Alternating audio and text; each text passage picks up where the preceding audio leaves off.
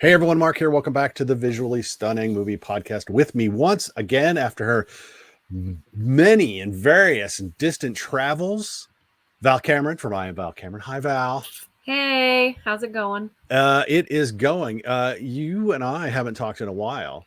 It's been a Um, minute. it has been a minute. And this week we got to see two movies that some people have been anticipating for a while. Um, and anticipation does not denote prejudice or expectation. It just means that movie's coming out and I'm interested to see it. So we saw them and we're going to talk about them now, and we're going to determine whether the wait was worth it. Tonight, in 2 hours and 2 minutes, if my watch is correct from the time I say this, I believe Zack Snyder's Rebel Moon drops on Netflix. Everyone should know by now that it was a rejected proposal for a Star Wars film, and they rejected it. So he took it somewhere else and retooled it, and Netflix said, "Here, Zach, have a lot of money." And he made Rebel Moon Part 1, A Child of Fire. Well, that's a pretty pretentious title.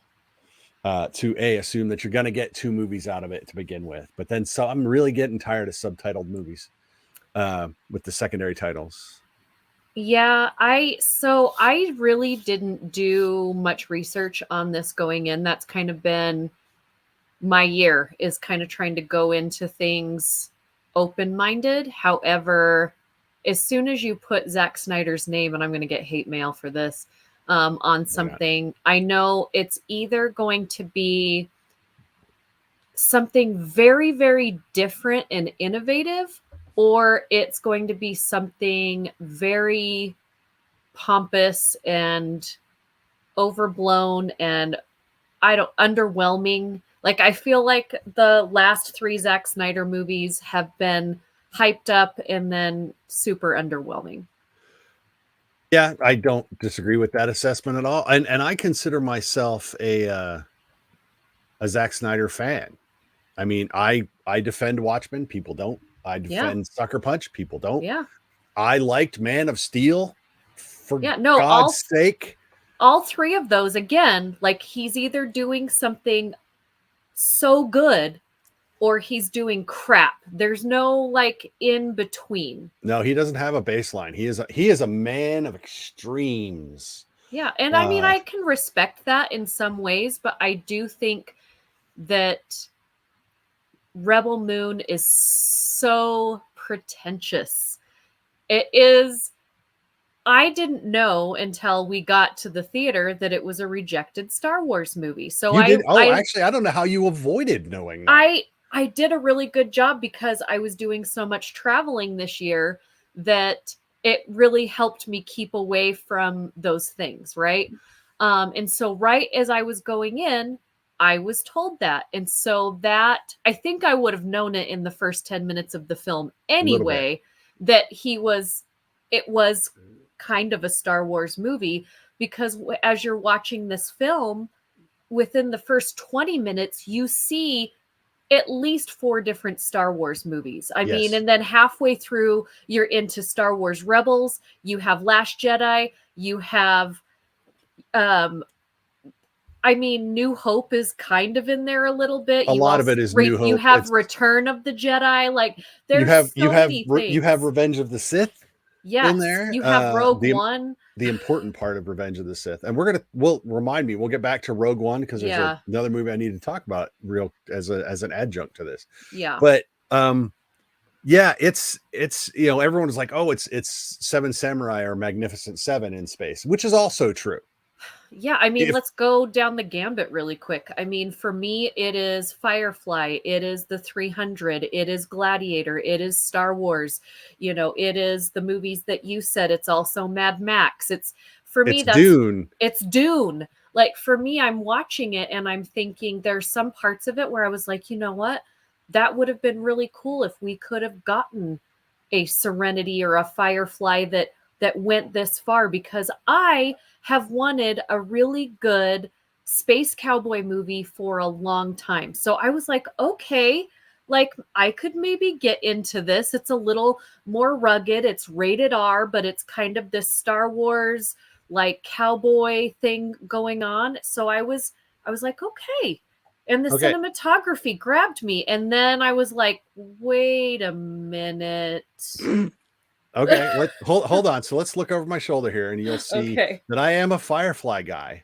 We have I Wash on the magazine. We have River fighting the Reavers. yeah. You can't see there's all my little Firefly action figures here, and you can't see the wall that's behind my desk, which is all Fireflies. Yeah. No, How, I am so a big Firefly fan. I think it's funny that we're talking about Snyder riffing on Firefly when we have the whole Justice League situation involving Joss Whedon. And I put in my review, I said, I'm shocked that he felt compelled to riff and or rip from Whedon as much as he doesn't apparently care for his work. Well, that's what I but he think did. the pretentious part is. Like, because for me, Zack Snyder basically came in and gave the finger to all of these filmmakers and said, I can make the content that you've been making for all these years, and I can do it better. And then each section of the film was him trying to make these films better and saying, look what I did, it's better. Instead of taking at least just two of those ideas and making a different film. You can be inspired by films, Heck but yeah. this is way more than inspired. There is a whole section, a fight scene that is exactly from Star Wars Rebels when they're on the bridge. Oh. That is a scene from Star Wars Rebels. It's I like I said, and I consider myself a fan. Yeah. And this, I'm just look, I am of the firm opinion, and look, this movie is the epitome of why this podcast is called the Visually Stunning Movie Podcast. Yeah. This podcast was named specifically to honor the tendency for studios to tell you how great their movie looks before they tell you anything else, which means there's nothing else there. It was named in honor of Jupiter Ascending, which was billed as the most visually stunning film you'll ever see, which it was gorgeous. The Wachowskis can shoot a film. This is the Jupiter Ascending of 2023. It's just not good. It's gorgeous. Don't get me wrong. I said that if I was going to shoot a movie, I would hire Zack Snyder to be behind the camera. Yeah. It's like, dude, just frame it and shoot it. I feel like he did everything on this film. I think he was also getting people coffee at some point. Like, and I'm not against it, but I also think that you need to allow your movie to breathe. And then you also need to be open to other people's opinions so that you can catch yourself not being in the place that he keeps putting himself. Yeah. And I agree with you. This is probably one of the most beautiful movies that is unoriginal that I've ever seen. Now, I've seen more unoriginal movies and I've seen more beautiful movies, but the fact that that's together in one movie is very different. And I don't hate the film. There are parts of the movie that I really liked, and the casting was great. The performances, so the performances were fantastic. He had everything he needed to make a good movie, except for he put 70 different movies into one movie. Yep. On paper, this movie should have been just absolutely incredible. It was the wish of Zack Snyder. If you watched Wish this year. Right. If you read my review, I made a meme just for Zack in this. So there's a cute little meme there for him. Yeah. But no, I think it's funny. Yeah, on paper, this movie this was a no miss movie. Yeah. On paper, which is funny. Again, I'm going to make my Firefly comparison, and I'm going to reference another film real quick because on paper, Firefly should not have worked. No. And Serenity should not have worked, and yet it did, and it did gangbusters work.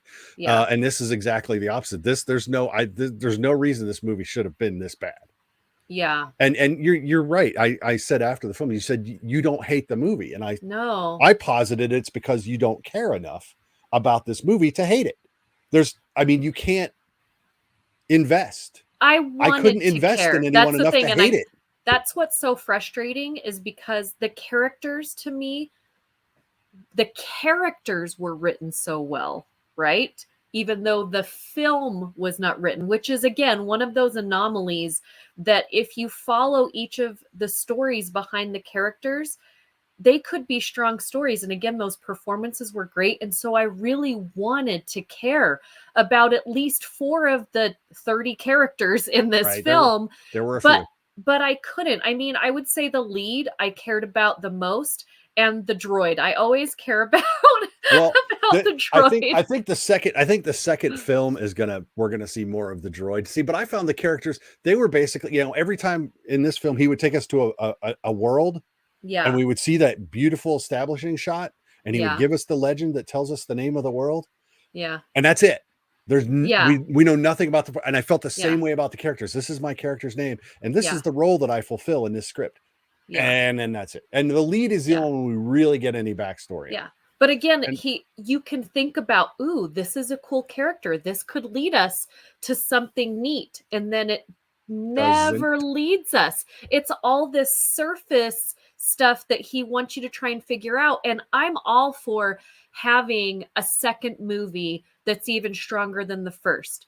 The one that I would say is super successful is Dune. It gives you a full story in the first movie, and then it's now going to give us an add-on. But you could see that first movie and be totally okay without ever seeing the second. It doesn't rely on having a second movie to give you a full story. And I Right. don't even care about Dune that much. I know I'm going to get hate mail for that. It was fine. It was beautiful, but it was a full thought out story. Movies that make you depend on the next movie that's coming really upset me. Like, Yeah. it is so frustrating for me to say, if your full story depends on what's coming next, you should have rewritten it. And for me, what I'm thinking, this is a Netflix movie. This is a movie where you're going to have 2 sections of it be 2 hours, 15 minutes, 2.5 hours. Why couldn't he be less about himself and say, this should be a series? It's not always about making a motion picture. You can be a super successful filmmaker and cut up your series into sections and have it be even stronger, because you could have built out those characters. You could have had 8 episodes of an hour-long movie, of hour-long episodes, and we would, like, our appetite would have been fulfilled. Well, and that's what I've seen happen a lot this year, is that movie should have been a series. Don't be so pretentious that you have to be a motion picture. Well, apparently the news is out there that there is a different cut of this film. Shocking for Snyder. Of course But there apparently, is. but apparently it was because of Netflix. Netflix, and again, I don't understand this part. Netflix wanted a PG-13 movie when it's fucking Netflix. Like, Netflix has a problem with R-rated films or something and violence. But so Zack Snyder has said, and we know that Zack Snyder says a lot of stuff, has said that the other film that's 3 hours long is rated R, and it's basically a different film. It's like, so now we're going to be subjected to the calls for that. And if it's better, that's awesome. Guess what? Release that film instead. Yeah. Don't release some truncated thing that isn't the movie you wanted to make. If Netflix going to let you, don't make a movie for Netflix just to make the other thing. Yeah. This isn't Die Hard 3, where they shot 2 films at the same time. They shot PG scenes and then reshot the scene as an R so they could have an R-rated cut, but it was the same film. They just, these scenes PG, and then we'll just tweak them, but it was the same film. So I don't get it. I don't understand it. If Netflix was going to allow Snyder to do that, Snyder should have said, no, I'm making this movie, and been done with it. Instead, he's doing what he did with fucking Justice League, and he's priming the pump to make himself a martyr. Yeah. And again, it's that don't care for it. It's that pretentious God complex. That well, let's real quick. Let me touch on it because there's so much Star Wars in here. Yeah. Let's talk about a science fiction film that came out earlier this year from a Star Wars director, from a Star Wars film that everyone loved, Gareth Edwards, the creator, Yeah. another, oh my God, this is going to be the best movie ever. And it didn't quite land with audiences. It didn't land with audiences, but I enjoyed this film for a lot of reasons. It's not an original story, but it is a story that we've heard before, told in a way that was more exciting for me. It And could for have been. me, It wasn't bad. Don't get me No. wrong. There were parts of it that were just downright great, and you could see what it could have been. But for some reason, sci-fi. I don't know. For me, it was a little bit like the Eternals in that it had so much that it could have been, but they gave us these side characters like his wife. Yeah. We didn't get enough about her to care about her at all. She was a side thought for me. I thought the main character was great and strong. I thought the young character, you really cared about that kid.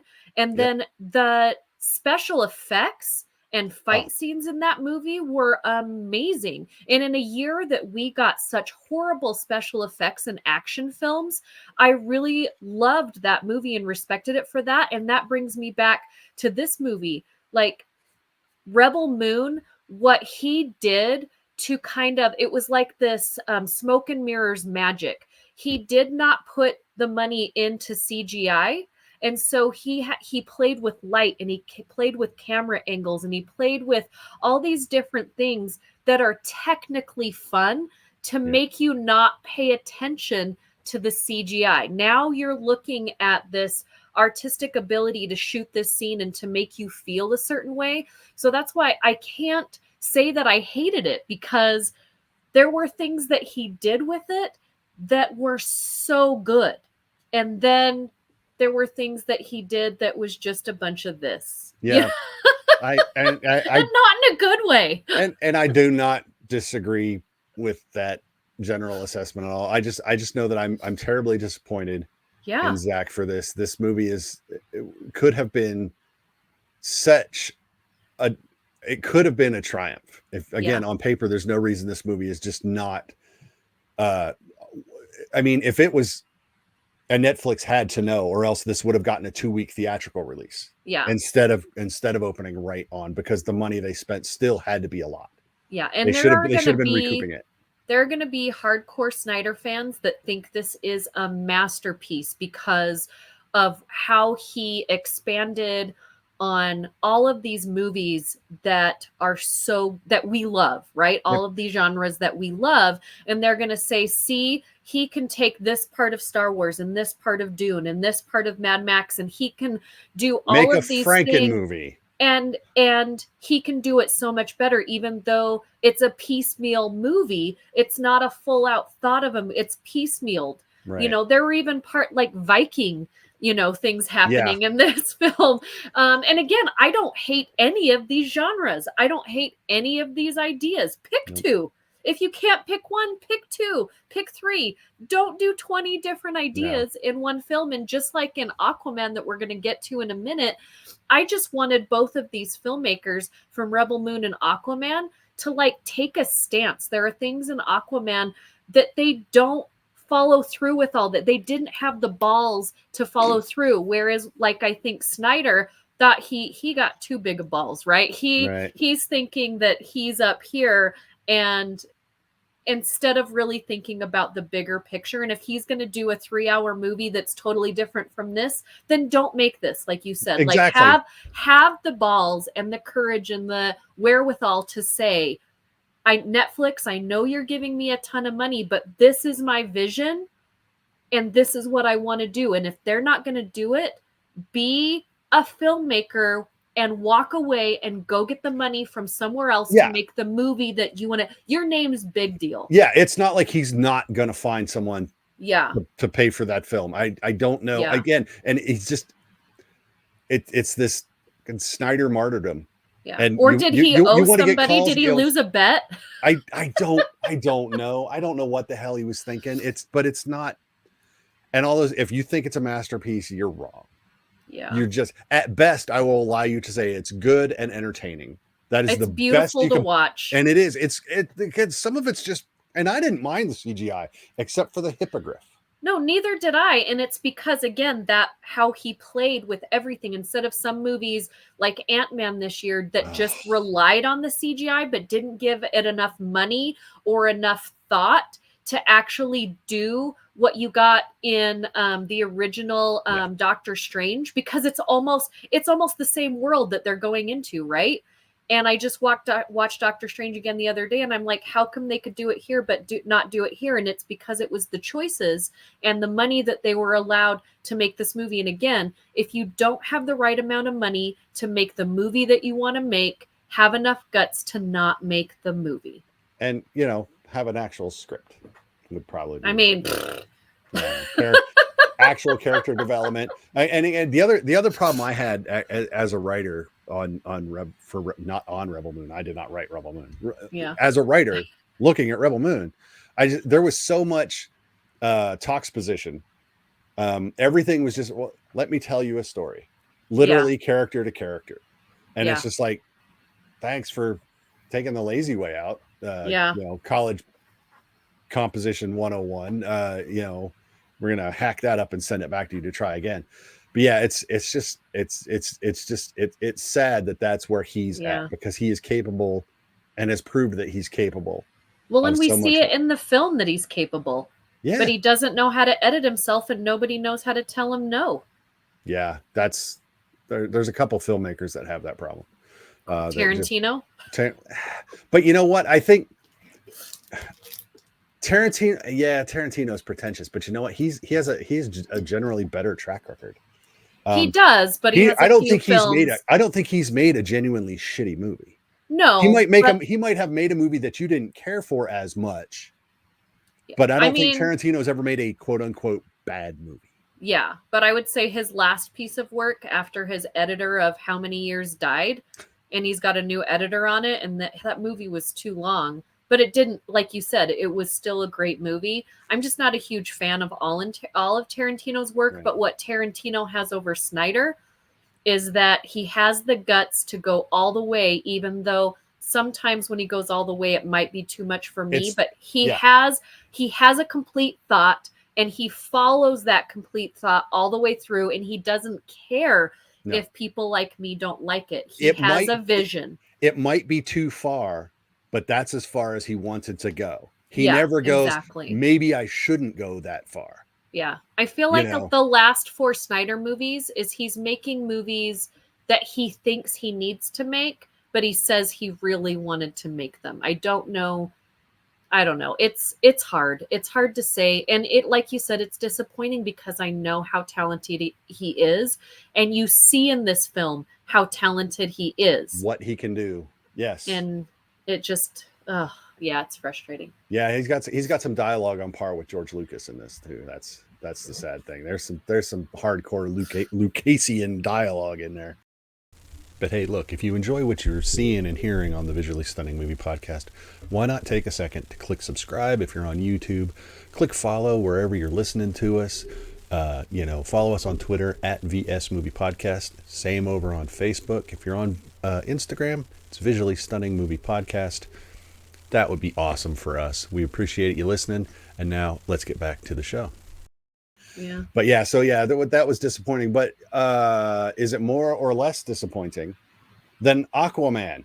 Less disappointing than Aquaman. Really less disappointing? Aquaman was a piece of poo. It is also not good.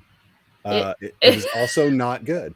It's because it was a Jason Momoa film starring Aquaman. This was not an Aquaman movie. Jason Momoa wore his own clothes onto the set. He brought his own motorcycle. He acted exactly how he does in real life instead of being Aquaman. I want to see Aquaman. The first Aquaman movie, I feel like I met Aquaman. In this movie, it's kind of like when The Rock loses control and just wants to be himself in a movie. It was too much Momoa. I didn't see Aquaman at all in this film. No, this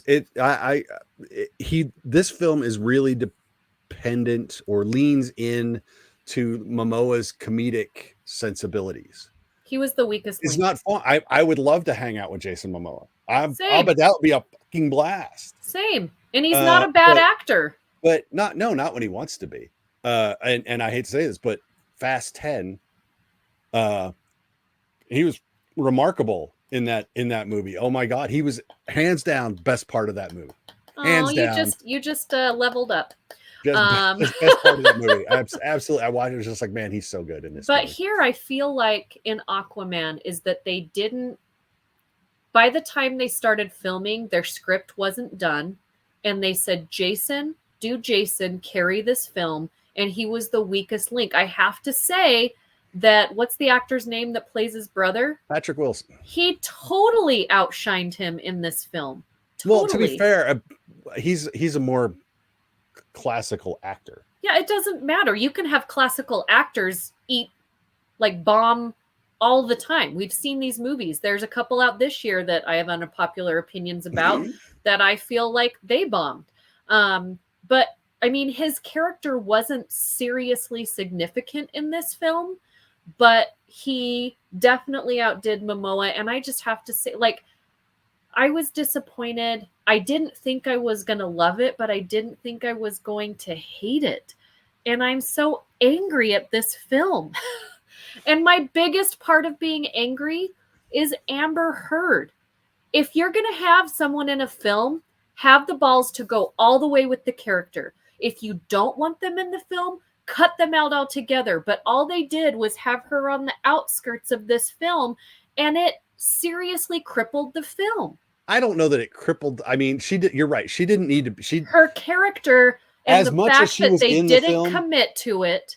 Well, yeah, she could have not been in the film from the level she is in the film, and it wouldn't have changed the film. Exactly. So if you're going to have somebody in a film, commit to it. In the first film, her character is important. Yes. And then in this film, the story that they build around her and him and their kid is super important. But they act like she is this fluff parent that doesn't exist. Mm-hmm. So I'm really disappointed. I don't care what you think about Amber Heard and everything outside of this film.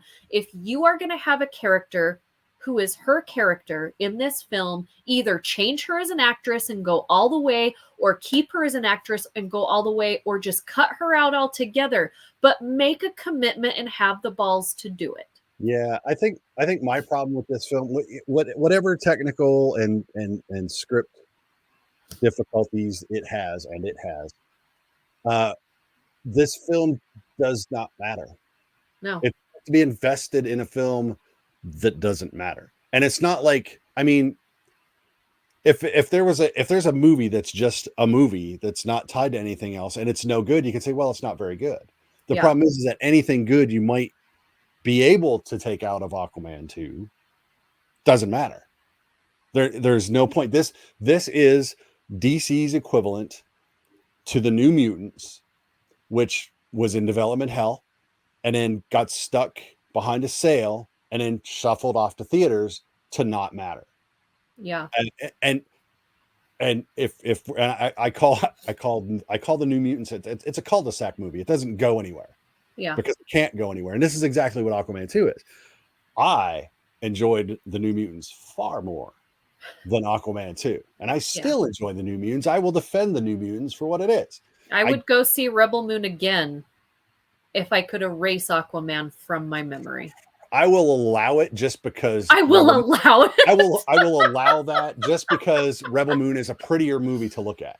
Well, and it has potential. It actually, you can see some cinematic. Well, and fortunately or unfortunately, it's going somewhere. Yeah. So you have to, if Ty goes to the dude that gets more, he's got more. He might be able to retcon this. Yeah. But again, my issues with Rebel Moon are that it's not really a film. It's a side hustle. Yeah. Apparently. Yeah. So why should I care? And Aquaman 2, it's like, why do there's even if I cared, it wouldn't matter. They didn't need to make the movie. The movie it doesn't need to be out there in the world. And as I'm watching the film, I'm like, wait a second, this is just a bunch of cut trailers put together. Yes. You know what I mean? Like you have a bunch of just these moments that are supposed to be exciting, but then there's nothing that makes you care about them And I'm not a gamer, but you know the video games that you play and you have the characters kind of in front of you with bad CGI and they're like, come over here and Right. follow me through the water, and then we're going to open up to this, and then you can decide if it's going to go somewhere or you can shut it off. Like, that's how it felt to me, because like a movie or a video game in the early 2000s, before they turned into cinema movies, Yeah. that's how it felt. Like, we're just a gamer following these mermaids, and we can see there's something up there, but is it going to go anywhere? I don't know. Do I have to push a secret button to go into something that's better?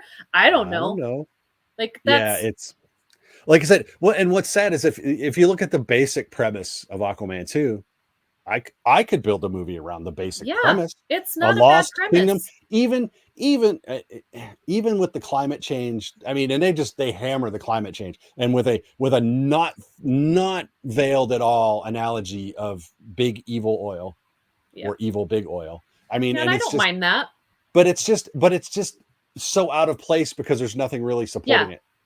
It's just kind of, they're like, you need to hate me, but Yeah, then you have nothing. Like, it's just kind of floating there, like, oh, we have substance because we're saying that we care about something yep. in the real world, right? And it was just, there were parts that were so cheesy, like when he goes to actually introduce Atlantis to the world. That You was mean the when most when he rips off Black Panther and Iron yes, Man? but in the worst way. It's like if the Black Panther and Iron Man went to Walmart and then Walmart took a crap. Like, that's like the version of what he did. Sorry, but Yeah. I am super passionate about how unnecessary this movie is, and I want to like DC, and I want to like Aquaman, and I want things to be cool, and it was so irrelevant. But the thing is I know people are going to go see this movie this weekend, and some people are going to be like, that was so fun, that was the best movie of the holiday season, and you No, would be wrong. You're you wrong. would be wrong. There's I at least usually don't say that. I want people there's to at have least their own three thing. there's at least three other movies that are out or about to come out that are Yeah. again uh, yeah, I it's just usually can it's not find great. at least one good thing about every movie, and I can see how like a fan would like it even if it's not my thing. Yep. The one good thing about this film, I thought, was his brother, and I'm Mhm. never going to remember that guy's name, and the scene where he's escaping from the jail and getting to the water. That was exciting.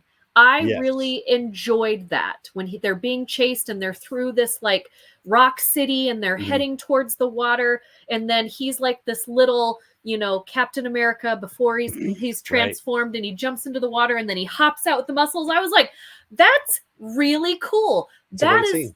it's a great scene. That's all I needed, right? Yep. Everything else was whatever. And Well, then Jason Momoa came in and he ruined the rest of the scene. yeah, he ruined a lot of scenes, which is a sad. So the DCEU is now dead. Yeah. It's done. No matter what James Gunn says about what Yeah. he may or may not. So this year we had Blue Beetle. Yeah, which wasn't bad. I didn't hate it. No, see here, but we don't know where that fits. Yeah, I don't. I haven't. No idea. Right? We can't. And again, I said it's been a weird couple years for DC because Yeah. they got bought.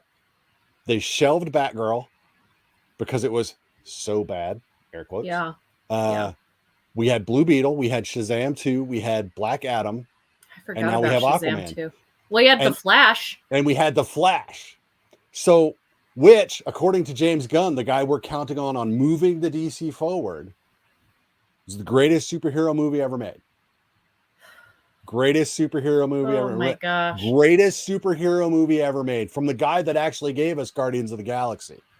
So, The Flash is not even better than Guardians 3. you mean Guardians 2? I hated Guardians 2. Guardians 3 I actually really like. I really liked 3. I thought it was the best of all 3. But for me, I don't mind if DC goes back to making these one-off superhero movies that are not connected to anything else. And that's why the Blue Beetle for me worked really well. It was a concise movie. It was super fun to watch. I don't know that I ever need to watch it again, but I enjoyed myself. I and I didn't Yep. really have complaints about it. The Flash was 4 flashes too much for me.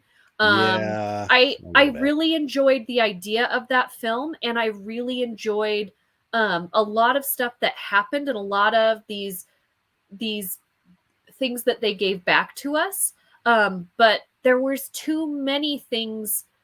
I don't need to see that movie again, but I didn't hate it. It wasn't the worst. I totally forgot about Shazam 2 because it's forgettable. But again, not the worst DC movie of the year, No, no. but forgettable. Clearly not. But no, it's so what's funny is okay, so the DCEU is dead. Yeah. And so we're going to start over. Yeah. I will argue that DC is now in a tie with Marvel cinematically.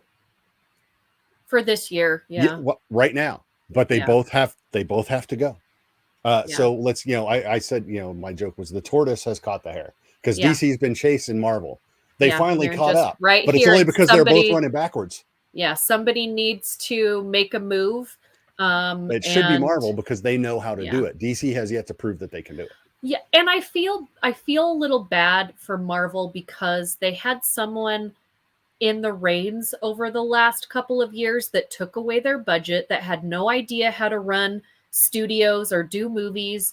The other Bob just sucked, and he sucked all of the fun out of Disney and Marvel, and now he's gone. And hopefully, because these movies were already, planted, they couldn't just take them away because he sucked at his job. And so now I hope that we're going to get that let's take chances again from Marvel. And I hope DC starts doing it too. If DC would stop trying to out Marvel and just get back to making their own films and not being like, well, we need to keep up with them. Don't try and keep up with someone. Just make your movies, because DC used to out Marvel. I mean, they were on top. If DC's live action was as good as DC's animation, oh my gosh, we wouldn't be talking about Marvel. Yeah. But no, Marvel is supposed to be fun. They're not the same kind of movies. The heroes are not the same. Yeah, the villains aren't the same.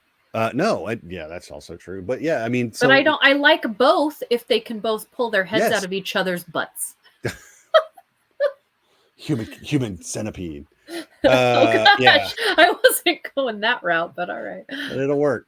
But no, yeah. So that's sad. So Aquaman 2 is disappointing. So this was a terrible week for film. I mean, us. Not what other movie in terms of what we had to watch. Yeah. I mean, Migration I thought was super cute. I don't think that it's like groundbreaking, but it's just a cute movie, and I love birds. About birds, it is very formulaic, but I think sometimes you just need that, right? Yep. And so for me, if you were just to see the 3 movies that we had to see this week, that I would say go see this animated bird movie. Yeah. Now, there are a lot of movies that actually open this weekend that I would tell you to spend money on and just to totally forget about the 2 movies we just talked about. Yeah, one I know you really like, and I did too. The surprising one was, of course, the Iron Claw. Maybe we'll talk about that in the future. Yeah, you might think, oh my God, it's a Zac Efron wrestling movie. Oh no. I mean, yes, I'm a fan of Zac Efron. When he hits, he really hits hard, and when he misses, he really misses hard. But what I like about him is that he has taken chances on different roles. He's not just playing or doing the same movie over and over, even though some of the movies that he made choices on are bad. Right. But I like to see that he took a chance and the filmmaker took a chance on him. And it is one of the strongest ensemble casts. And I'm going to do a little throw out. You can actually read my full review on whattoseewithval.com. And I'll be talking about it Friday morning on Good Things Utah. But I really didn't think I was going to care. I was neutral going in because I don't know that much about wrestling or the story of this family. And I went in and I was blown away. It's fabulous. And then Monday, on Christmas Day, one of my favorite movies that apparently I'm in the minority on opens, The Boys in the Boat. I George really Clooney movie. enjoyed the Boys in the Boat. I thought it was a beautiful movie. I love a good sports movie. They're usually formulaic. And this one kind of fits that formula where you've got this downtrodden team and then they have to work their butts off and then they go to the end and they win. This is based on a true story. And I did really enjoy it. Did it beat the Iron Claw? I don't think it beat the Iron Claw, but I would say it's a beautiful movie. I don't think you need to see it in the theater to enjoy it, where I would say the Iron Claw is going to hit you harder in the theater I think than this one. I think so. But yeah, I like The Boys in the Boat. I've actually already watched that again. Yeah. Because that's just a movie that was that was completely in my wheelhouse. Well, and I would totally watch it again. And the casting was really great for that movie. And it is beautiful. Like it is beautiful to watch. Yeah. Ryan and I did a piece you can go search. It's just called Clooney versus Cooper, where we discussed the way Clooney directs and what he directs, and Bradley Cooper and what he chooses to direct. Yeah. Because of course Bradley Cooper did Maestro this year, so it's a little bit more of one's more adventurous, but Clooney's he's like a traditional guy. Yeah, he makes good movies that you want to watch. Which in itself is taking a chance to try to take a conventional thing and make it succeed. So Clooney's so we did like 10 minutes on those two guys. Yeah, they're both good movies, by the way. Maestro and The Boys.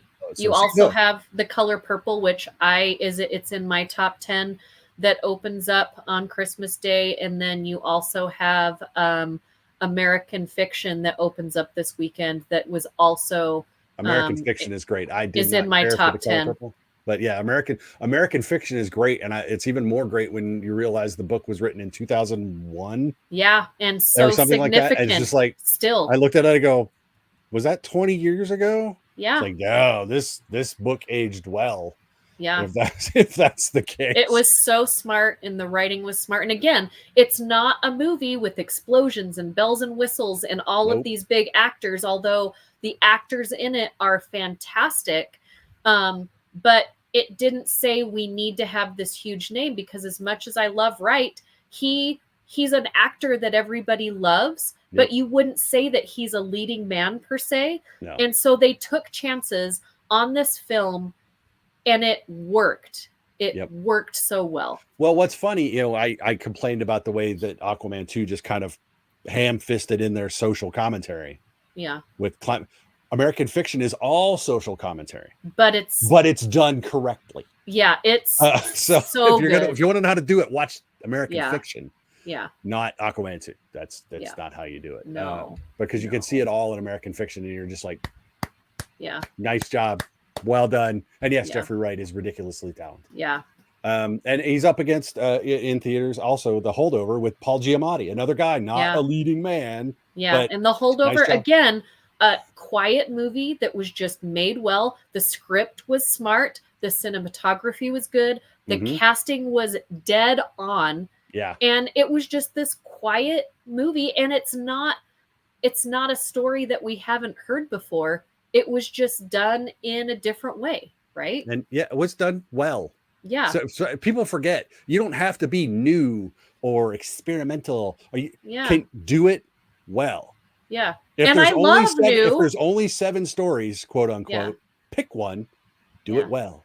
I love new and I love experimental. But again, if you are not going to really dig in deep and do experimental and do new, I'm going to go with the quiet, well done movie. And we've had like Air this year. I loved Air. And again, it was just this well-made movie, just like The Tender Bar last year was just a well-made movie. You told me about that one last year, and then when I finally got around to watching it, I was like, oh, that's so good. I didn't get a text from you saying that you were right, Val. Did I not? I'm sorry. Let me do that. No, you probably did. You probably did. I probably sent you a damn. That's probably what I gave you. Damn. No, anyway, so we've given you choices to what to watch instead of watching. There's a lot, and there's still good stuff out there. There's great stuff out there. Yeah. Any of which is better than Rebel Moon or Aquaman 2, I think, is really the point that we've been trying to make for the last 10 minutes. So, Val, obviously you're on TV tomorrow from when Yeah. we're recording this. So tell everyone where they can watch you, where they can read you, where they can watch your show. Every Friday morning, I'm on Good Things Utah, and then I have a podcast called Movies That Make Us with a couple other of our favorite people. That usually comes up every Monday, but we are taking the holiday off, so there's no new episode this coming up Monday because it's Christmas. But you can go. We have 4 seasons of stuff that you can go thumb through and listen to, and then all of my social media is I am Val Cameron because I do What to See with Val as well. Yeah, go check me out. Got stuff, got opinions. You got opinions, I know, and you're happy to come on. You're welcome to come on here and express them anytime you want. If you want to use words that Jake doesn't want to hear, Yeah, there's things I can say on here that I can't say on. Just shoot me a text. Say, Mark, I need to talk without Jake. I was going to say tomorrow on Good Things Utah that Zack Snyder gave the finger to a whole bunch of other directors, but I don't have time to say it. But I really, really want to. Yeah, they probably wouldn't appreciate it on that channel either. I mean, yeah, they probably wouldn't appreciate it at all. As for me, don't forget to follow the Visually Stunning Movie Podcast wherever you listen, wherever you watch. Just look us up or go to the website vsmoviepodcast.com, and it's got links to everything and every place we are, I promise. And you can listen and or watch to your little heart's content. But the big thing is, enjoy your holiday weekend. If you go to the movies, pick a good one. For the love of God, pick a good one that deserves your money. We've given you plenty of options. So, Val, thanks for coming on. I know you have to go record again in a minute with some other folks, with your guys. So have fun. Say hi to those guys. Tell them I said hi. And until next time, I am Mark. That's Val. Bye, Val. Bye. And we will see you guys later.